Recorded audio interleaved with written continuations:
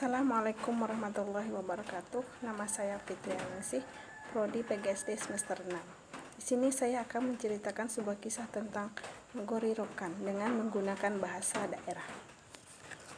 Kisah Nogori Rokan.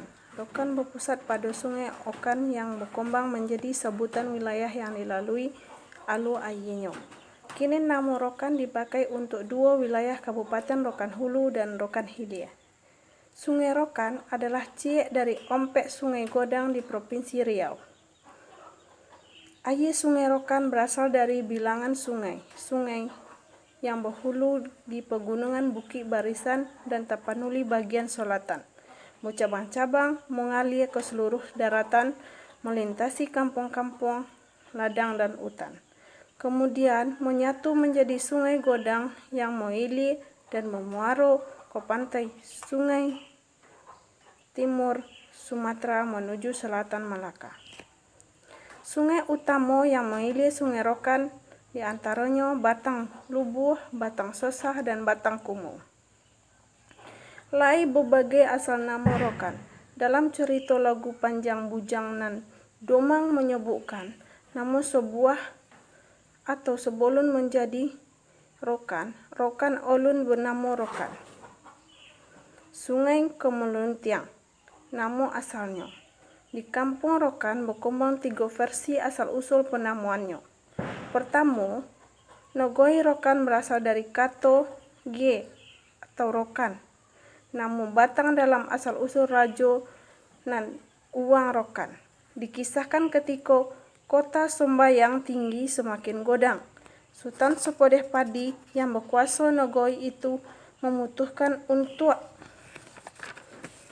memperoleh wilayah ke hilir dan ke hulu Sungai Rokan Kida, lalu disuruh Khatib untuk menguasai Sungai Rokan. Lalu pada suatu tompek, nyanyilah pengikutnya Saidi Soborang, Sungai Kocik dan bermuara ke Sungai Rokan Kida. Inya membawa saiku anjang. Anjang itu menyala pada sebatang kayu. Saidi berkata dalam hatinya, kalau macam iko, eloklah disiko dijadikan tompek Nogori karena tompeknya datar dan elok rupanya. Sungai Kocik itu disebut Sungai Rokan dan Nogorinya dinamakan Nogori Rokan. Kemudian disebut Rokan ompek koto karena ketika wilayahnya lai ompek buah kato yang masing-masing dikuasai oleh datuknya. Datuk koto nan ompek yaitu Nogori Rokan Tinggi, Nogori Pandalian, Nogori Sikebau, dan Kota Kocik.